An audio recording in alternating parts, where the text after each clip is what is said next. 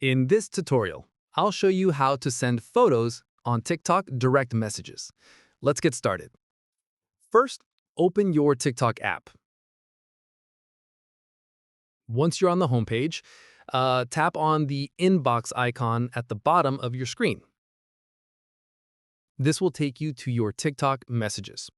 Now, select the chat where you want to send a picture. Simply tap on the person's profile name to open the conversation. Once the chat opens, look for the gallery icon in the bottom right corner and tap it. Your gallery will appear if TikTok has access to your media. Navigate to Photos, then select the image you want to send. You can select multiple photos if needed by tapping on each one. After selecting your photos, tap the Send button at the bottom. And that's it.